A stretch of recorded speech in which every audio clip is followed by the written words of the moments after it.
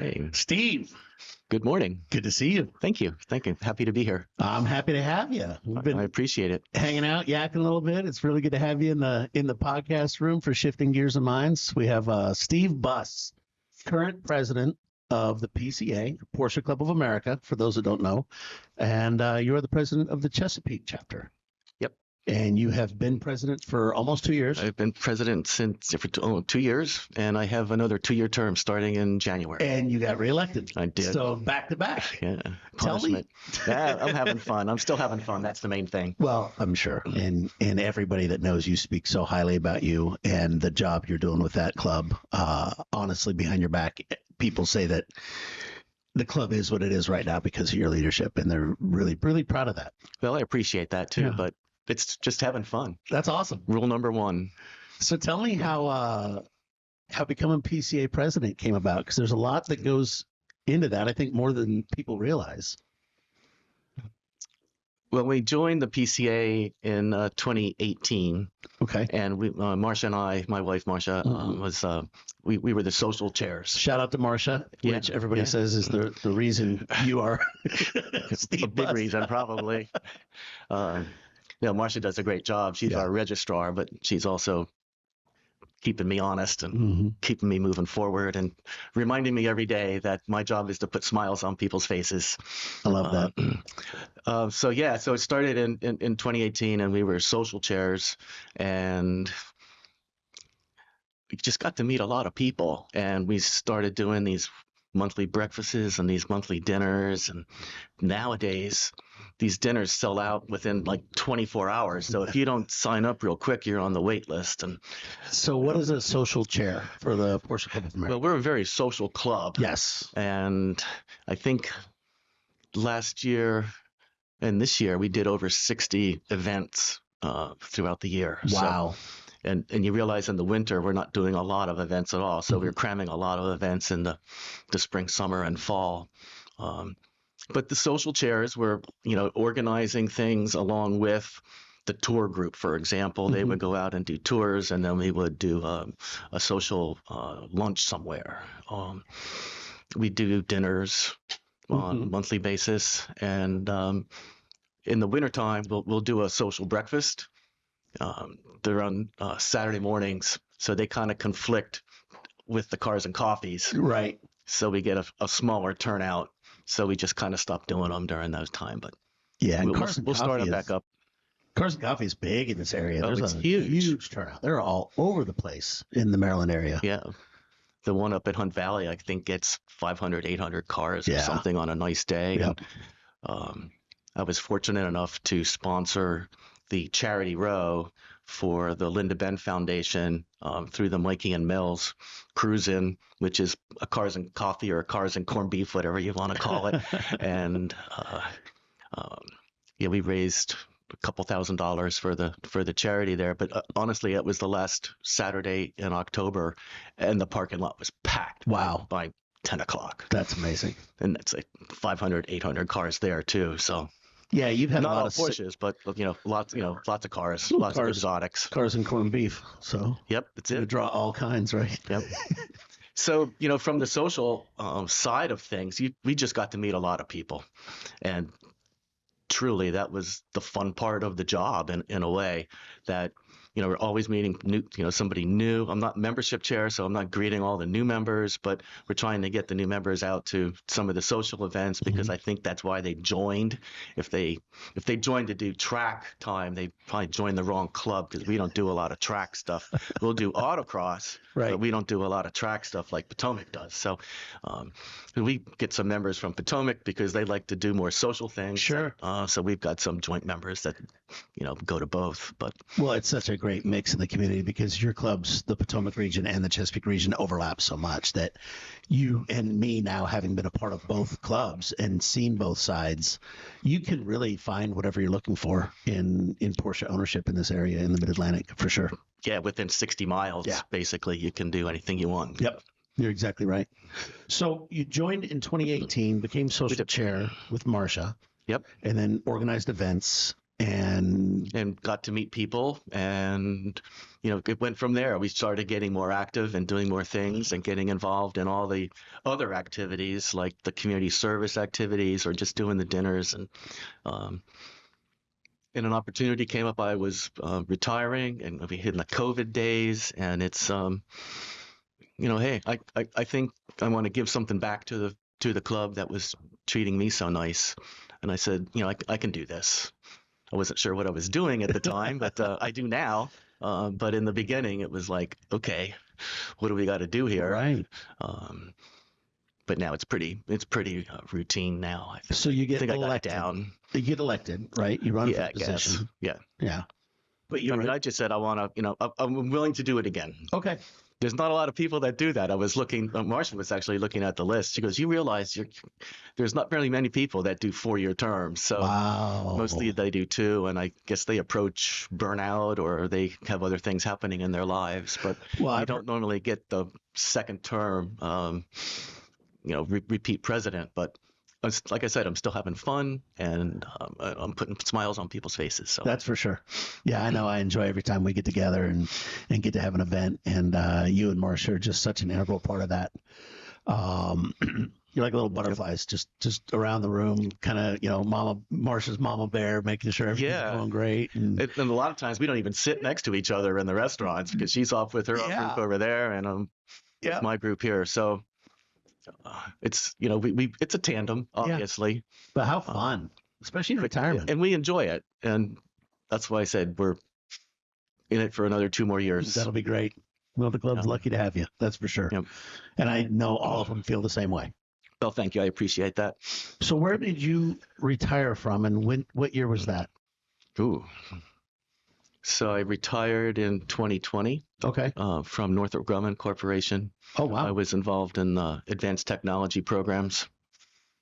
It's just a lot of fun. Everything from semiconductors all the way up to system of systems. So I had that's where a guy like me says products. So. That's where a guy like me says how advanced. Yeah, right. Well, I can talk about some of them, but not most of them. Well, that's a good Pretty sign. Advanced. That's a good sign. But when you take something like this big, like the size of a loaf of bread, and then you make it the size of a quarter, then you have a lot more space to add more capabilities and do more things. Boy, isn't that the truth? How cool is that? It was a lot of fun. So what's an example of that? Is that like a, you said semiconductor? Is that what you're shrinking, or is it microwaves, or like? Oh, so the semiconductors are the organizer for shrinking things. So okay. In the like in the 90s, for example, you had printed circuit boards that had chips soldered on it all over the place, and now you can just basically take one chip that would do that whole board today. So you can just shrink that whole box that was performing some function and create a little teeny box. Then you can put lots of them in there, and you can do a lot of other things. So it becomes more powerful. Yeah, that too. Yep. Faster. Okay. Yep. Multifunction. Yeah. What kind of, can you talk about like what your specialty was? Was it avionics? Was it radar? It was computers, AI? Well, no, AI actually, anti-gravity. AI actually came on like very recently. So 5 years ago, there was AI, but it wasn't talked about because this was AI that was going on inside all the electronics. For example, interrogation friend or foe, IFF. So you can ping somebody out there, and if he doesn't give you the right response, he's a bad guy, so you shoot him, right? Okay. So that's AI in the old days. Now it's just so much more. Oh, yeah. We were just downstairs talking to Jim, and he was talking about all the things he does in a day with that. That's way over my head. We'll have him on later. We'll get him to share the details. Yeah, he can explain it to all of us. He might have some cheat codes to share for Grok. They take a lot of power. That's the problem with those data centers. And there's a struggle going on right now in Baltimore County where they want to bring new power lines through the state to feed the data centers in Virginia. Oh, wow. And taking them through, people's nice estates and farms and things like that up there. So they're trying to fight that. But these, AI just requires so much power to drive all of the electronics. Yeah, I think they're talking they need their own little mini nuclear power plant or something. Yeah, I think they're talking about that now. Yeah, small ones. I think Google's getting ready to put one in just to run one facility. Right. So, yeah, it's going to be interesting to see how it all pans out. I was making videos this weekend on AI with Sora and having a blast doing that. That'll be so we get off because they're fun, but yeah, it's a good time suck. But also, the amount of things it can do is impressive. I wish it was more tangible for us. I wish I could have it search all my emails and find that one email I'm looking for that had like this. Where did it go? I know I had it in there somewhere. If I could get that would change my life forever. Well, I didn't run any programs that developed that capability. No, sorry. No. But when I retired, I think we had like about 60 different programs on contract with close to $1 billion worth of business. So it was it was sizable. So were you like like an executive, an executive program manager or something like that. Okay. And how long did you work for them? I worked my entire career, actually. No kidding. Yes. And it's very rare these days. Yeah. Yeah, 42 years. I retired at 42 years. Wow. Yeah. That's awesome. I mean, right out of college, so I was like 22, I guess. And where'd you go to school? I went to Towson University and University of Maryland. Good school. So yeah, good school. Come out of school and started working in the space division. Mm-hmm. And just kind of floated around. I did space. I did air traffic control. I did some. So this would be 1980. Yeah, in the 80s. Yeah. I mean, literally, Apple came out with like the Lisa computer, and it was like one of the first things that we had ever seen. Because everything was basically done on the Sperry Univac mainframe. Yeah. Now you can have more that capability in your iPhone. That's crazy. It's amazing. So you've literally seen the transition from analog to digital. Absolutely, in my career, and worked on every piece of it along the way. Yep. That's incredible. Learned about Moore's law and all the fun physics. Tell us what Moore's law is. Well, I mean, it's like every 3 years the technology just kind of doubles itself. So from a size-wise, if it's the size of your thumbnail, and 3 years later it'll be the size of your pinky nail, and 3 years later it'll be half that size again, and more powerful. Yeah. So what happens when you break through, or can you break through Moore's law? There's been a lot of discussion on that over the years. Interesting. How small can you get? Yeah. I mean, we're talking, below nano now. Yeah. And that's like teeny. Yeah. So I followed through on my career, and I met some people in government along the way who kind of helped me and guided me, and I ended up working with one major defense organization called the Defense Microelectronics Activity, DMEA, and they're out in Sacramento area. And I was working parts obsolescence. That was one of their charters back in the 80s and 90s, where the defense industry grew the semiconductor industry into something where the semiconductor industry didn't need the defense industry anymore. So they just said, well, we're not making that anymore. We're moving on to this bigger and better. And the defense industry is going, well, I need that to build my radars for F-16 or something like that. And, so now they're going through redesign. So when they would go, those parts would go out of production, we would work with Defense Microelectronics Activity and others and try to find replacements or try to develop algorithms to predict what might be going obsolete in the future. So you can tell your design engineers, don't design this family of parts into the system because they're not going to be available in 5 years. Wow, I never thought about that. But if you're building a fighter jet that you expect to last 10, 15, 20 years. 50 years. You're not going to be able to they get upgrades along the way, but yeah. Wow. And definitely. If it's all technology based, then it's obsolete quick. Yep. That's interesting. So you spent a lot of time planning for that? So that's kind of how I built the last 20 years of my career.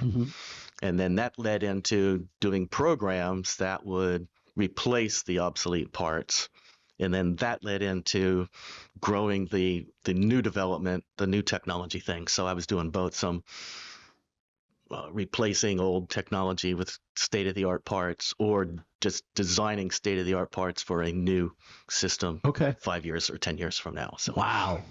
Wow. and it was a lot of fun. I bet. Yeah, Challenge every day. yeah, just kind of like PCA. Challenge every day. Different challenges, but we're run by correct. volunteers, remember? Yep. Yep. So tell me about your personal history with Porsche. When, how, why? Well, and now I'm really curious why it took you so long to join the club. Because you said you joined in 18. 2018. Yeah. Well, we Where got you our been, first. Steve? We got our first Porsche. It was a 996, Uh-huh. 2004 Carrera 4S Ooh. convertible. Hey, G, pull up a 996 for us so everybody can see what body style that is, because these Porsches and their numbers Yep. are, we're going to make it easy for you folks. We're going to pull it up, put it on screen. 2004 996 Carrera 4. 4 means all-wheel drive. All-wheel drive, yeah. Mm-hmm. So we were. Marcia is also a big car buff. I mean, not. Yeah. Her dad, for example, he was a big Mopar guy, and so she had like the Dodge Dart and the Plymouth something, I forget. Okay. But then their dad bought like 2 NSUs. What's that? So an NSU kind of looks like an old BMW 2002. Okay. They're made in Germany. They're small, little, sporty kind of boxy cars. Oh, I got to see that. Light that one up next, G. But there you go. There's those headlights. So that's it. Yep. So that's a 996. Those headlights actually never bothered me like they bothered a lot of other Porsche purists. I thought that front end had a pretty cool look to it. I liked them back then a lot. In fact, the Boxster came out right around there too, and I just thought that Boxster was a gorgeous car when it came out. Yeah. I love those headlights. So I'll go back in time to like when we got married. What was the name of the car that? Oh, it's an NSU. NSU. Yep. See what in you fact, found on that. Porsche is building something in the old NSU factory today. Really? Yeah. Someone mentioned it in the chat, and I can't remember exactly what it is, but they're using that old NSU factory to build. And where's that located at, Steve? It's somewhere in Germany. I don't know. Cool. Yeah. So Marcia and I had some sporty cars. We had MG. I had an MG when I was in high school, and then when I went off to college, I bought a Chevette. Chevette. And it's the hatchback version, and it fit my clothes and my stereo and my speakers, and then off to school. And then I ended up. That's the NSU. Yeah, that is. That's cute. The one in the middle was most like hers. Middle top, the white one. She had these when you were together. Or did you get these together? Yeah, her dad bought 2. One was a spare parts car, and eventually the engine just gave out, and unfortunately got rid of them. But my dad used to tell me growing up, if you ever drive a Jaguar, you need 3 of them. Yep, you do. One you drive, while one's in the shop, and the third one you just take parts off of. Good old Lucas parts. So then we went to the which one did you just mention? The Chevette.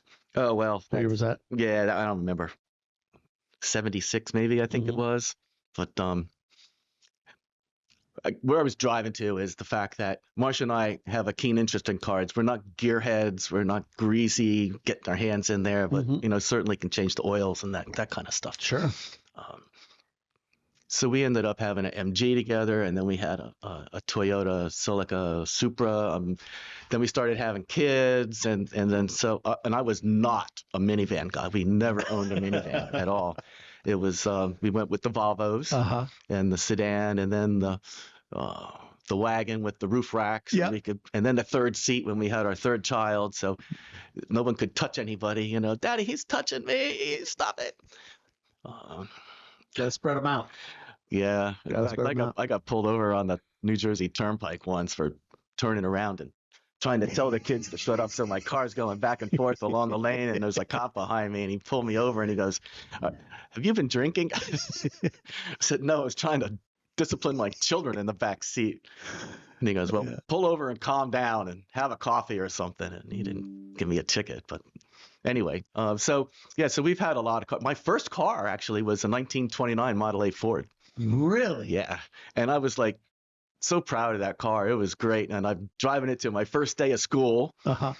And there's another 1929 Model A Ford in the parking lot. So Wow. Henry, I can't remember his last name, but I remember his first name is Henry. And he and I would park them next to each other every morning. So Yeah. it was pretty cool. Gee, we had some So, lights come on here. You see that? Yep. All right, cool.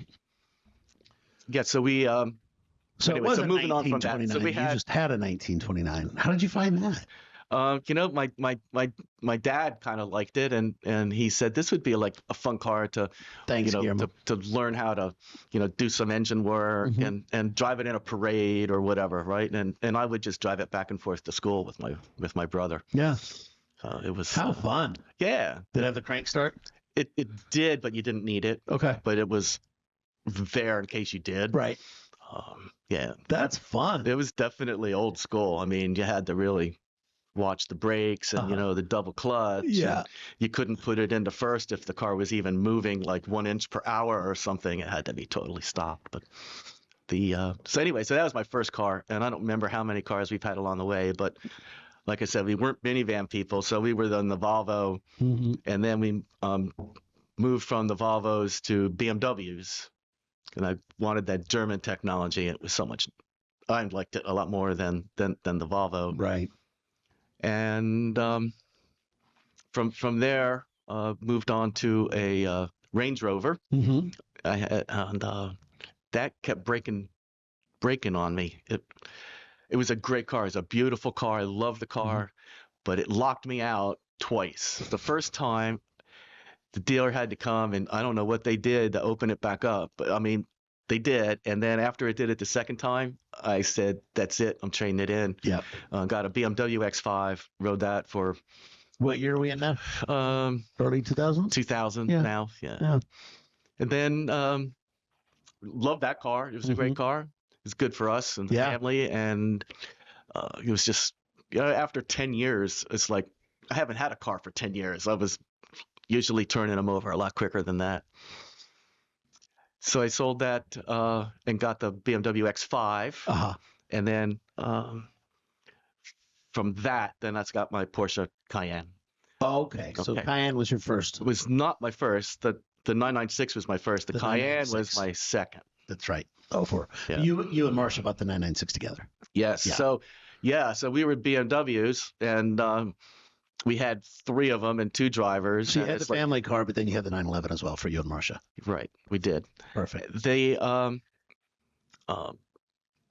the BMWs, one of them was convertible, and we're not using it that much. And I said, let's just sell this one, and we don't need it. And like 3 or 4 months later, she goes, I really miss my convertible. And I said, okay, we'll see what we can do about that. I go out to my California office, and it just happens that one of my employees out there, her husband has this Arctic Silver 996 4S, and he was going to sell it. And I said, well, I might be interested in that. So I took a picture and I sent it to Marcia, and I said, would something like this work? And she said, yes. So we worked that out and had it shipped back to Maryland. What kind of money was that car back then? Just about 30,000. And it was what, a year old? 2 old? Maybe 3 years old, I think. Wow. Something like that. Wow. But yeah. Just keeping things in perspective for I know, and I sold it for what I paid for it. I bought a Marcia's knees were bothering her, and she really wasn't able to drive that manual transmission anymore. So I said, well, we bought this car for the both of us, so let's look to get an automatic where we can both drive it, and came across a ruby red metallic with sand interior, which was just spectacularly gorgeous. Yeah. And I said, how does this look? And she goes, yeah, it looks great. So sold that actually to a friend of hers, sold the 996 to a friend of hers at work, and basically got what I paid for it from years ago. When I bought it in California. I had put some upgrades in it and things like that. But then for those Porsche people out there who know, you're always looking at Car Gurus or Cars.com or whatever being spare 15 minutes. It's You like I guys wonder don't what's s- happening. You all And don't stop. I came across this lava orange 991.2 cab, I know that car. I've seen that car. and Gee, I said throw a 991.2 up I said in lava I gotta orange. have This is gotta have a this beautiful car. So um, when it was the 4th of July, and we went down to the dealership was open, and I went down there and bought it. Yeah, and she loves it. Oh, She loves it. I love it. Yeah. It drives like a dream, Mm-hmm. and it's just the right size. They're almost getting too big, but yeah, looks like the orange one right there. Right there, G. Uh, Yeah, that's it. yep, that's it right there. So beautiful. Different wheels. Those are actually my winter wheels. Oh yeah. I just changed, my tires. I have a set of rims like that, but those are not the rims that I have on my car. Yeah, we were on the drive together. I don't know, a couple weeks ago when we did that Sunday drive, and Yeah. Marcia grabbed my wife and was pointing out her car across the park. Like, you gotta go see my car. That's it, right over there. It's easy to. It's hard to miss. It's gorgeous. There's not very many of them. No. In lava orange. No. I think you can get it in GT3. I think now, but I don't even know if it's offered anymore in a She said in a 911. When y'all saw it, she had to have it. Yeah. And now you do. So that's kind of how we got from A to Z. That's awesome. And I love that car, the lava orange. Mm-hmm. So I get offers all the time. You want to sell it? You want to sell it? And I said, this car just drives so well, and I'm just so in tune with it. What is it about Porsche that you love? Having come from the other German models, the BMWs, and then a solid car, like a Volvo and some American muscle in the past. What is it that sets Porsche apart? I personally, I think it's just the driving experience. Yeah. It's a lot of things all wrapped up into how do you ever define the experience behind it. It just handles so well. It kind of, to me anyway, it kind of thinks it knows where it's going. You don't even have to do much with it. It's just point it and shoot it, and there it goes. So you're not wrong. Anyway, plus the look, it's just a classic look. Yeah, it's beautiful. The tolerance driving these cars is just amazing. I mean, my dad was a helicopter pilot and mechanic, so I grew up in aviation, in hangars, around helicopters, around aircraft, and to see the way these machines work at the Porsche level is it's just a whole nother level. It's just unbelievable.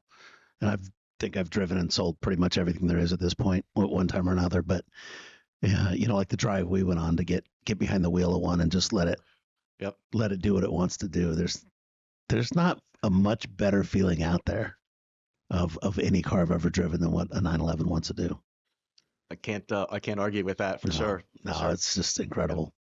Well, Mike, you're talking about aviation history a little bit. My first experience with Porsche was with their engines.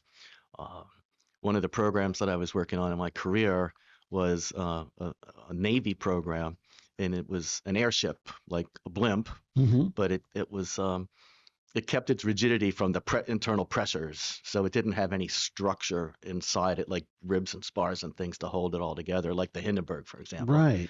And it ran on Porsche engines. That was my first experience with Interesting. with Porsche. Yeah. Interesting. Lightweight and high power. And is that something you guys need for lighter than air? Is that something you guys actually built, or was We really? Did. Yeah. Yep. Is that the Goodyear blimp, or? Yep, just like that. Okay.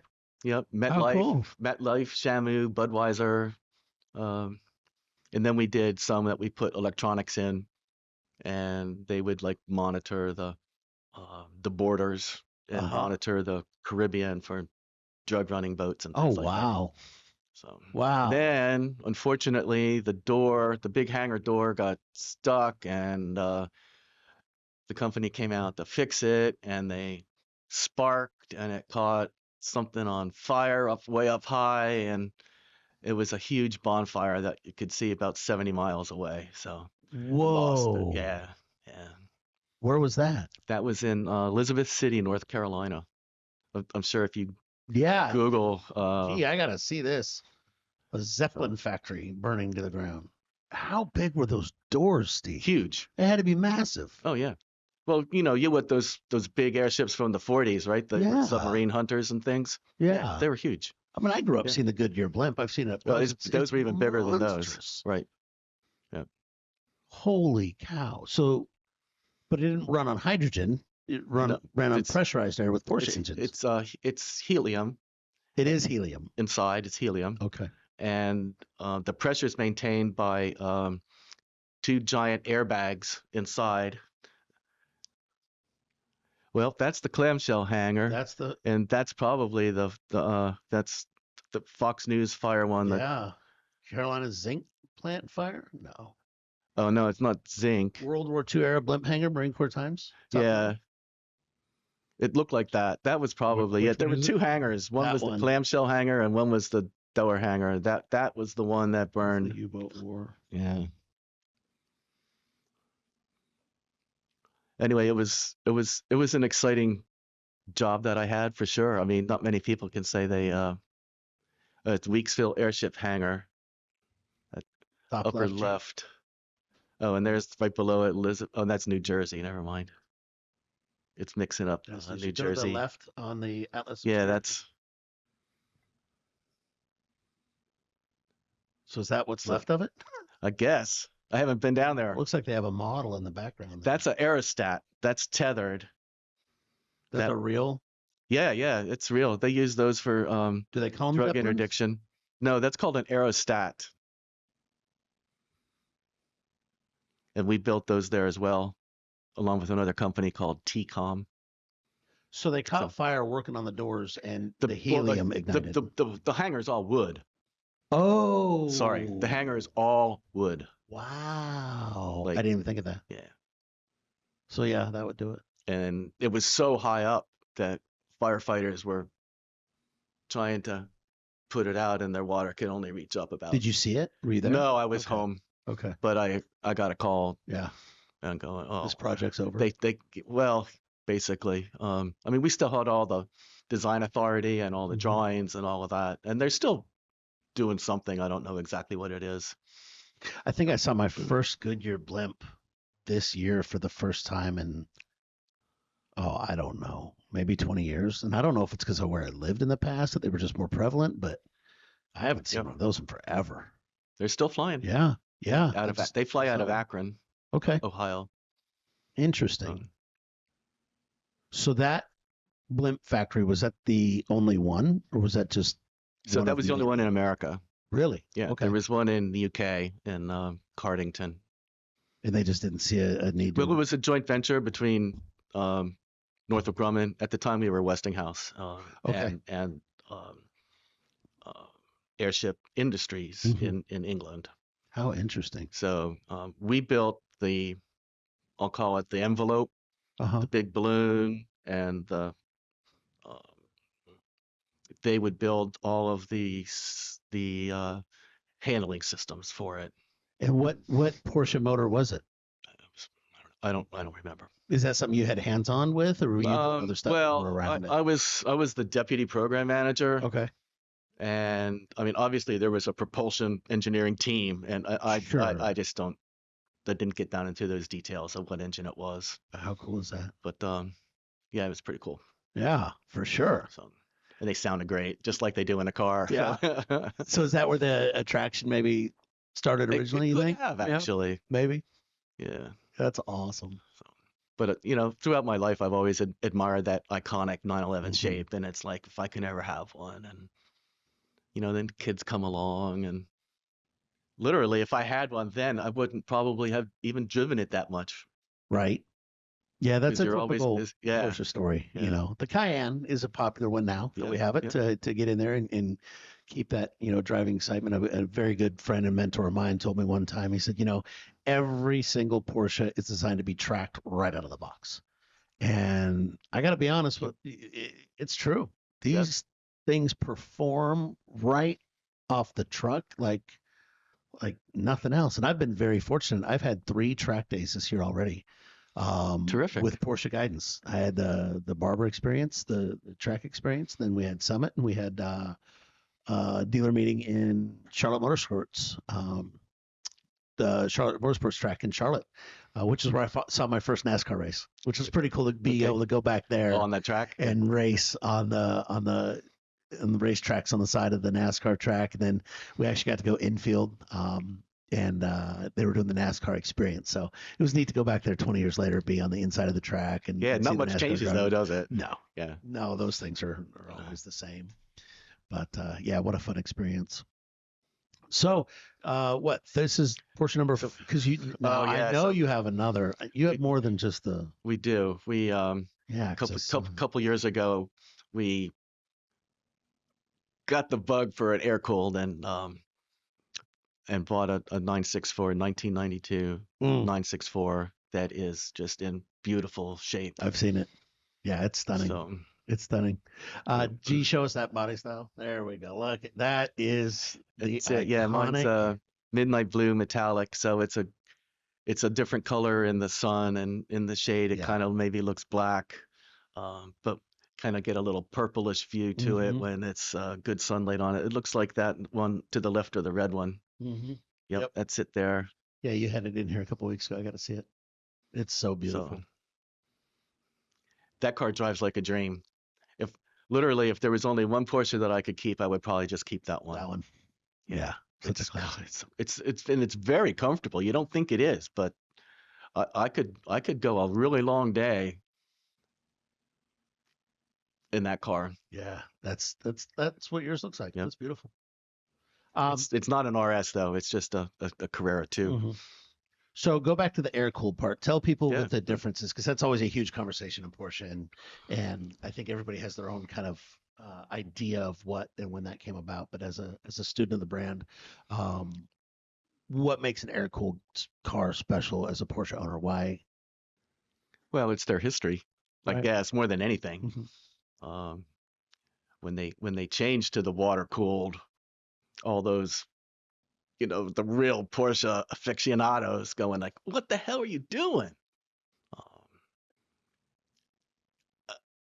I don't know that I can actually describe it, so I'm sorry, but it just has its own unique sound. Yeah. And they drive like a champ. Yeah, it's iconic for sure. Yeah. And it's just that iconic shape as well. But so you combine the sound, even the closing the door makes if I heard that door close, I could tell you it's either a 964 or an old G body or a 993. They make that same little clink, and every time I hear it, I think, oh yeah, that sounds good. Yeah.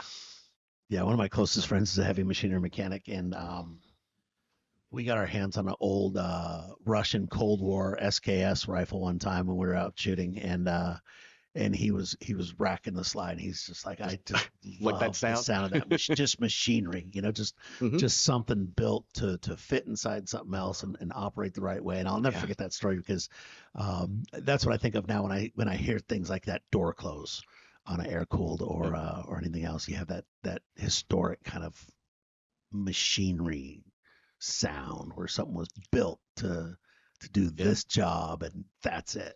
Yep. And now everything does everything. Now there's it is 18-way seats, right? Mine's like front and back, up and back. It's pretty much it. Yep. And the lever's on the left. So on my Cayman, which has the sports seats in it, it's on the right. Porsche does some funny things, because I have a car which the fuel gauge from full to empty goes left to right, and then another one that fuel gauge goes right to left. I don't know why they had to make that change. That's funny. But they're all the same size. So I'm not sure why they changed it, but obviously they did at some point in time. But sure, we use Jim and his grok to find out. Maybe I'll ask tomorrow. There you go. Maybe tomorrow, G. We'll ask Jim when he's in about grok and fuel gauges on Porsches. So yeah, what a neat experience. What a great way to spend retirement. It was busy again. Yeah, so Marsha and I were on the Porsche cruise. They call it the Treffinet C. And we had seen this car at a shop that was on consignment. So I'm trying to get in touch. I'm on the cruise. I'm trying to get in touch with the gentleman who's consigning it. And we're trying to negotiate, and I get signal, I don't get signal. And eventually, by the time we got home from the cruise, he says, okay, you bought yourself a car. I said, cool, I'll send you the money. and it needed a few things done to it, so we got that taken care of. But the engine and the drive systems and all are just in perfect shape. Yeah. Yeah. I Knock on mean, wood. right. Air conditioning still didn't work. I got all the bills and I look, every third one's a air conditioning repair. So I said, I think we can use this without air conditioning. When gets a 90-degree day, we'll just drive one that has air conditioning Yeah. working, because they're just notorious for that.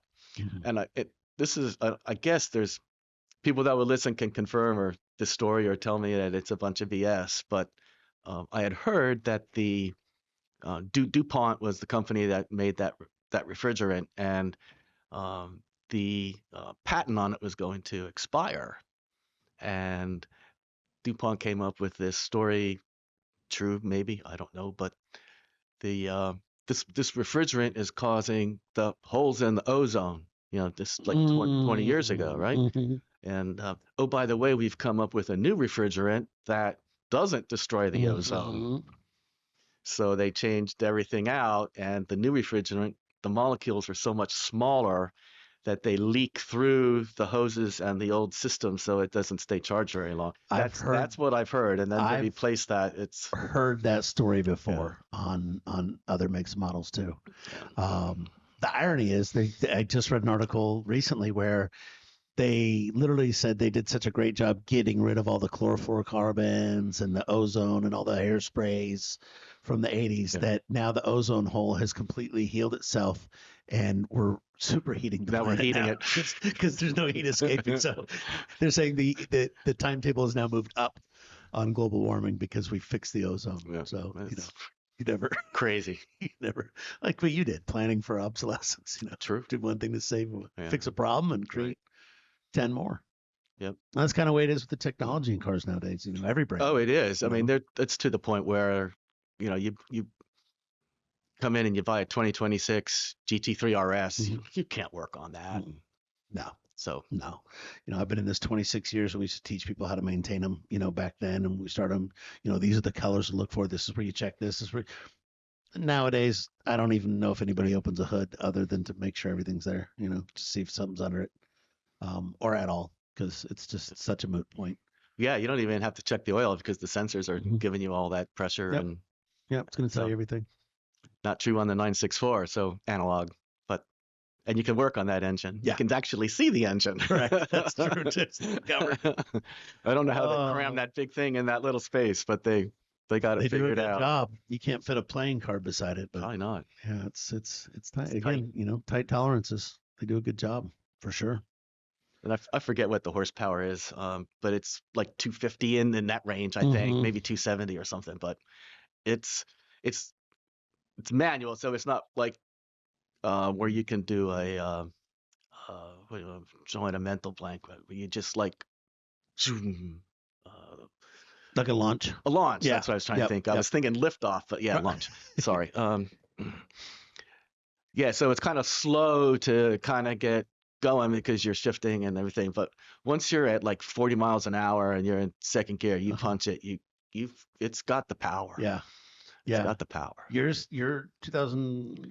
92 has 250 horsepower. I think it does. That's strong. I think That's a that's lot. what they were. No, that's a whole lot. So So, what's on the agenda for PCA Chesapeake? What do you guys got cooking Wow. and planning and going on? well, we have a transition starting the new year. We have a Mhm. new vice president, Rob Carter, and a Oh, good. new treasurer, Jesse Sanchez. Oh, And Jesse's great. yeah, and our secretary is going to hang on for another 2 years, Ken Wilmer. So Oh, it'll good. be the four of us. Good. And we're just gearing up right now to start our financial planning for the year, to set budgets, Good. look at revenues, and um, give the committees what they need Mhm. to go off and execute. Which I let them go and do it. I don't micromanage anybody. So if they need something, it's just go get it, go do it. You got the budget for it. Well, if they Um, love the brand and they love what they do in it, they're not going to screw it up. No, and it's all. The great part is we're all focused on the members Mhm. and doing things that are fun for the members. Yeah, that's 100% true from what I've seen. And there's other things we have to do which aren't fun, Yeah. but they don't get to see that that part of it. They just get to see the execution of all the fun things. And that's the way you want it. Exactly. That's the way you want it. Yeah, I want that other stuff to be invisible. Yeah, that's great. That's good stuff. So we're planning that. We've got some things on our calendar already, the national events and some of our local events. Mhm. But I'm still waiting for autocross contract to get finalized, so we'll Okay. know what those dates are. Okay. And once I get the autocross dates, then we can start doing the tour dates.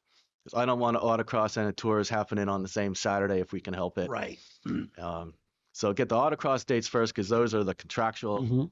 dates, and then I'll let Rich Ehrlich, our tours chair, start filling in his dates that Yep. he wants, and then typically our social dinners are the third Tuesday Mhm. of every month, so those are kind of easy to plant in there. But Yeah. um, Now the drive I did to Old Stein with Rich, Rich made it sound like that was one of the first ones he'd actually planned. Is that true? I don't think so. I don't think so either. I Right, must have no. heard him wrong because it was really well done. So Mark Richburg, my webmaster, That's Mark did that tour. okay. Mark, apologies, was, Mark. Yeah, that was his first tour. And it was Yeah. phenomenal. That's what Yeah. I'm trying to shout out. Yeah. Yeah, Mark did a great job. That's when right, you go Mark. into Sorry, southern Anne Mark. Arundel, when you go into southern Anne Arundel County, there's not a whole lot of roads. So, you can like this option or this option Yes. or maybe this option. Yeah. But after you do it enough, you're kind of back on the same road. Sometimes you want to do it in reverse because it looks a little different going the other direction. But Mark, yeah, when I'll you make get it up up. into, I'll make it up to you, Mark. Come on the podcast. We'll talk. I'll yeah, apologize. there you go. No, when you get up into northern Baltimore County or out west a little bit, there's lots of more options for country back roads that are just perfect for Porsche driving. Well, I was so impressed with the event, and if you own a Porsche, then you need to come see us at Porsche Annapolis. Say hi, see the store, and definitely sign up for one of the PCAs. PCA Chesapeake Steve Buss is here with us today. They do a phenomenal job of letting you get out, get social, stretch the legs on your car, and bring any Porsche. We had Macans, we had Cayennes, we had Panameras. It wasn't just a 911 and 718 party. The last tour that we had for the year was Saturday, and it was a charity event. And I knew that I needed to bring a bunch of things that weren't going to fit in my 911. Mhm. So I led a tour in my Cayenne. Perfect. It was great. Was that the one at the Children's Hospital? Yes. Somebody told me they went on that with you, and it was a magical time. How cool. You guys It was did a big drive, and everybody brought a gift for the Children's Hospital. You guys delivered them by hand, I heard? We did yesterday. It was incredible. Cool. It was so heartfelt. That is so cool. They were overwhelmed, and I was overwhelmed when I finally got to look at that tree at Porsche Hunt Valley. Sorry, it's okay. But they sponsor that event every year and do a great job. I couldn't believe the number of gifts under that tree, and it's like, there's no way these are going to fit in my car, and I don't have a big pickup truck. So Phil Andrews volunteered to help me, so he and I loaded them up and then took them over to the hospital yesterday, and they were just overwhelmed. That is amazing. And I was overwhelmed because I didn't understand exactly all they were doing. I just understood what I thought was the whole thing was only just a small piece of it. But they opened it up to the community, the relatives of the people that were in the hospital. And she said they have lines. They have 3 different ways to distribute gifts to the kids. They can sign up and tell what the age group, male, female, age 10, and then they put things together, and they will come at 10 o'clock or 10:30 or 11, and the lines, she goes, they stretched out through the community to try to come in. Then they have the walk-ins, and they set up a store, and the kids can pick out the things that they want. Oh, cool. And then they have the staff as well gets to pick a gift or two. So, and we had some member, and I don't know who it is, but I do plan to find out. And if you listen to this, please tell me your name. Somebody brought at least 20 old historic Hess trucks, if you know what I'm. Yeah. I mean, I saw 2 or 3, and then I saw 4 more over here, and another 4 or 5 here under the tree, and it's like, wow. So You got a Those are, mystery there was S just, gifter. it was lots of cars, Yeah, as you can I bet there imagine. was a ton. Lots of Porsche Matchbox and Yeah. those types of things. Yeah. But also other great gifts and not and worthy gifts, good quality, uh, fun activity kind of things for kids. That's so cool. And just to see the reaction of the staff, it was heartwarming. Yeah. That's So special. I'm signing up to do it, to deliver the gifts next year Yeah, again. no, that's great. Yeah, it's worth it. You wear your Santa cap? Sorry? Did you wear your Santa hat?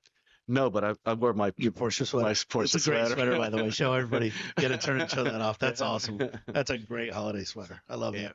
I only get to wear it a few times, Right. so that's why I wore it today. Perfect. Yeah, so if you're not a member of the PCA, definitely jump on. What's the name? What's the website, Steve? It's pcachs.org. Yeah, PCA. CHS is the Chesapeake abbreviation. So yeah, Porsche Club of America, Chesapeake Region. Steve Buss, the president. Just a ton of outreach and a ton of.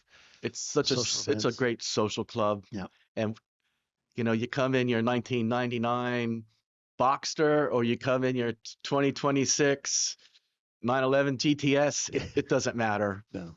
We all have the same amount of fun. And it's such a great place to learn. You just talking to owners, and everybody's been in it such a different length of time that you have such an overlap of knowledge. And we're very grateful that the national headquarters is in my region. So, right down the road. And the tech director, Manny Albin, is in our club, and he comes to many events. And, if you have a quirky thing happening with your car, there's lots of people that you can ask. Yeah. And you get lots of help. Yeah, and Manny's a savant. He's a great resource. Yep. Very broad and deep knowledge. The times I've talked to him, we need to get him on here. That would be good. Yeah, Manny, wherever you're at, come on, give me a call. But just a neat experience. We're sliding out of 2025 right now. We're heading into 2026. So you and I both have a lot of things planned going on. Some of them are already booked up. Yes, we have. Porsche Annapolis and Ben has stepped up to host our annual slot car races, and I think we have chili. There are people still bringing chili. There's rumors there could be chili awards. Yes, given out. No, that's not a rumor. There will be probably. There could be extra awards this year. There you go. So we had kind of set the limit at 65, and I think we're at 65.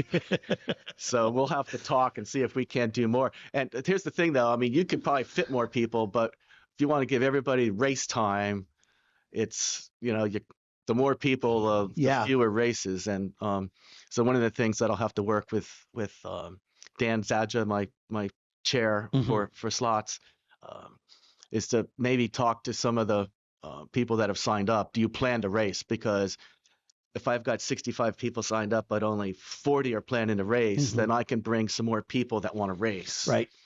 But it's really the racing times that dictate the number of people. Yeah, sure. So everybody gets a fair shake. Yeah, it's kind of like our after holiday party. We had do this gifts exchange, swap, steal, whatever you want to call it. Yeah.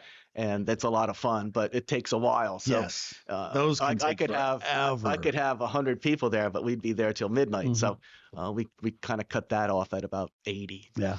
And again, that still runs for a couple hours of laughter and fun. And between PCA events and Porsche Annapolis events, you got to jump on. You got to book quick. Yeah, we do a lot of things, and they fill up. They didn't used to, so that's one of the things I'm kind of, it's a mixed bowl. I'm happy that we're getting great enthusiasm and great, people interested. Yep.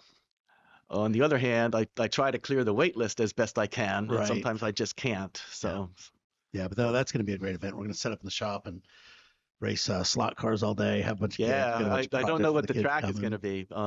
Last year it was Spa, so I'm sure it's going to be some F1 setup that we'll do. Yep. How exciting. Fun stuff. It's a lot of fun. What else do we need to know, Steve? Well, I don't know. I could sit here and talk about PCA all day, but what's the coolest project you worked on at Northrop Grumman that you can share?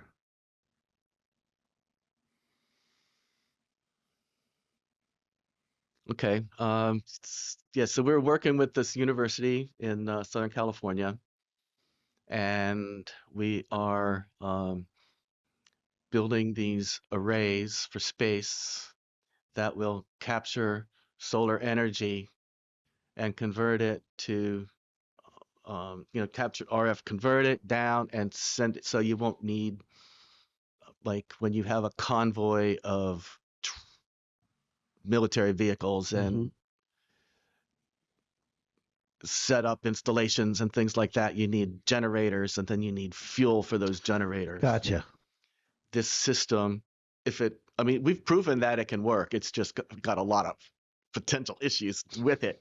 Like you can't fly through it, right? No, it would zap you, obviously. Oh, So, really? but it can send that energy down, and it would get collected in here, and it would run that that Really? base. Just from the sun?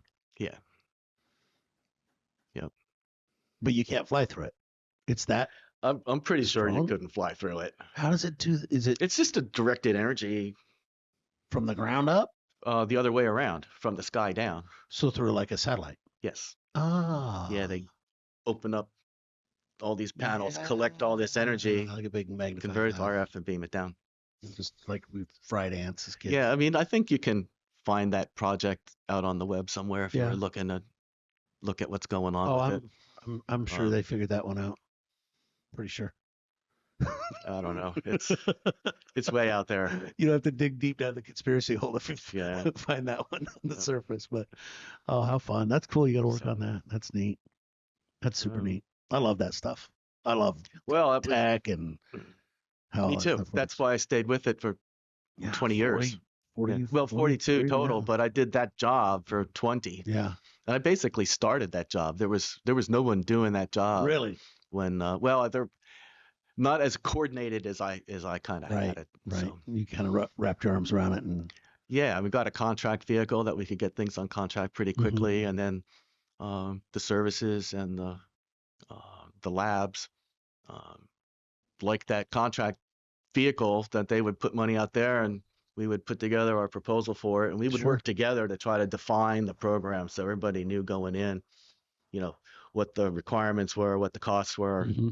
It's kind of all settled, Yeah, and get it on contract and start working quickly. good stuff. Yeah, How it was.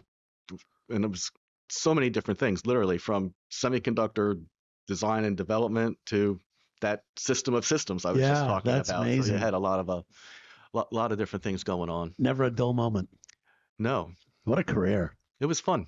Yeah, But you know. but at the time when it was time, I knew it was time, Mhm. and COVID didn't kind of help because I couldn't fly anymore, and half of my business was on the West Coast. Oh yeah. And so it just kind of came at the right time, and I said, I can afford to retire. I'm going to retire. Did you And I live said, in? I'll hang on long enough to, if you want me to get involved in hiring my replacement or doing Sure. interviews or anything like that. So I kind of stayed on for another 6 months running it, but also looking for a Oh, replacement. cool.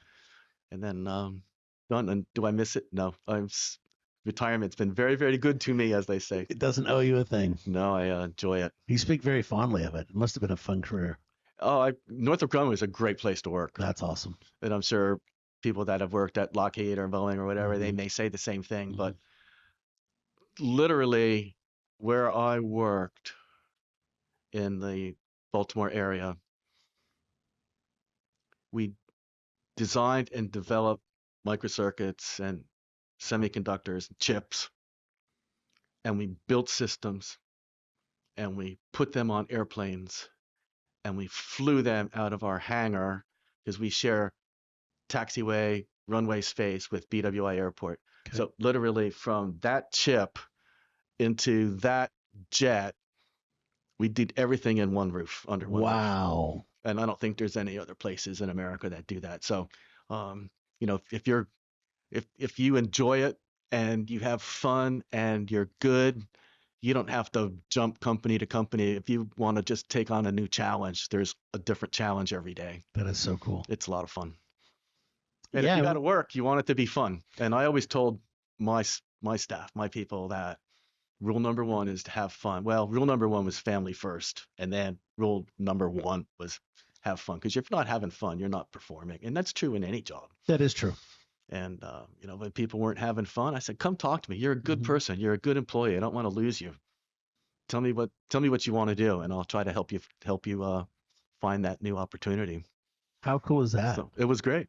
That is It was awesome. great. That is awesome. And managers like that, people enjoy working for them. Yeah. Yeah. You touched a lot of lives. It's not rocket science. Yeah. It doesn't have to be browbeating and the beatings will continue until morale improves. I've seen that cartoon a bunch of times. Yeah. 6 guys on the stagecoach and one poor horse. Yeah. Yeah. 100%. So yeah, business doesn't have to be hard and brutal. It can be fun and you can enjoy it. And I love what I do. I always have. That's why I've been doing it 26 years. It's had its ups and downs like anything, but man, where else are you gonna get challenges every day that you can't predict? Yeah, my office before I retired was in Linthicum, and almost every day I would see this yellow Cayman leave, and I'd go, "God, that's a really pretty car." And I didn't know who it was, but he worked there obviously, and I find out it's Greg Harkey, my autocross chair. No That kidding. was his car, yeah. And I didn't even realize that he was like working in the same building I was. Oh, wow. But that's how much separation there is. And Yeah. special access and You things found like that out after you So, retired? sorry? You found that out after you retired? Yeah. Yeah, when he pulled Yeah. up. Hey, I know that car. Yeah, was that you leaving the? That's funny. Yep. That is cool. That is cool. So, Well, brother. but yeah, it's amazing how many. Every now and again, someone will say, "Oh, you worked at Westinghouse, or you worked at Northrop Grumman." I think it was '92 that Northrop Grumman bought Westinghouse. So I started at Westinghouse and then retired at Northrop Grumman, but all the same company now.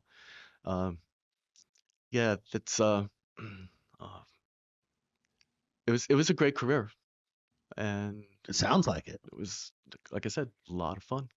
Anytime you have stuff in your career you can't talk about, I think that's pretty cool.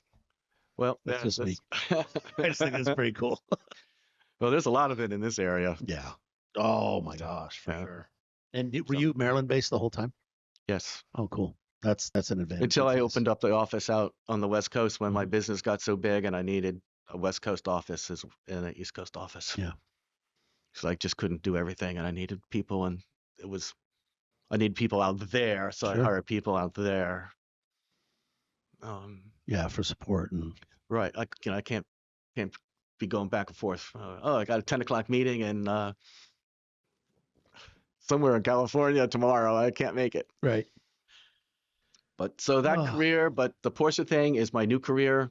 And, for those of you that have never been to an event, those of you that are looking at this, that you don't own a Porsche yet, there's a test drive program you can join. And boy, you'll have a lot of our members will help you spend your money to find the car you want. That's for sure. Yeah, you're welcome. You'll have a lot of fun. Yeah, you can come to Porsche Annapolis for that test drive absolutely, too. We'll definitely accept cash checker cars. Sure. Yeah. But the test drive program has been it's been successful. That's awesome. At least through my region. I don't know how successful it is in other regions. So tell us about that. Well, I just you can join the club without having and to. It's cheap. It's $56 a year. A year. And the magazine is worth $56 a year. And Porsche Annapolis and other dealers will give you a 10% PCA discount on parts and service. And for $56 between the magazine and the discounts you get, plus all of the access to all of the national events, it's pittance, really. Yeah, it really is. So, and again, that when that magazine comes, I'm hooked for the next hour. Oh yeah, yeah. It's a world class magazine. It really is. Great I job. told you we were talking before the thing. I pulled it up. I got it this morning, so I pulled it up to preview, and then we got down to business. But yeah, it's super informational. It's awesome. It's awesome. Well, everybody that comes here gets a gift, Steve. Oh well, thank you. So you may have some of this, you may not. I really don't care, but this is from us to you. I appreciate it. Thank you very much. Got some cool swag in there for you. Yeah, we can fly the Porsche flag, everybody. You're not going to lose that. That's for sure. The PCA has been very good to me, and I really do appreciate Porsche Annapolis's support for our region. Yeah, it's our pleasure. You guys do such a great job, and it's such a great community outreach, and it's such a family feel. You can just walk around that group of people anywhere and be welcome, have a conversation. My wife and I at the lunch we were trying to eat, and everybody just kept getting up and walking around and talking and showing. I wasn't like it wasn't a bad thing, but it was. We were having so many great conversations socially. It was tough to eat our food. And everybody was like that. People walk up, show you a picture of a car, or, oh, hey, here's the one I wanted to talk to you earlier. So, yeah, it's just awesome. It's a great place. And if you're not a member of the PCA, you should be. You don't have to own a Porsche. Just come hang around the people, get a vibe, get a feel for the car, the brand, and then we can all help you get on your path. And like Steve said, we're a social club with a car problem. A car problem. The PCA people will help you buy a Porsche. There's no doubt. And their motto is, it's not just the cars, it's the people. Yep. And we're all volunteers. And it's so true. All volunteers. So you make of it what you want. It's a great place to be.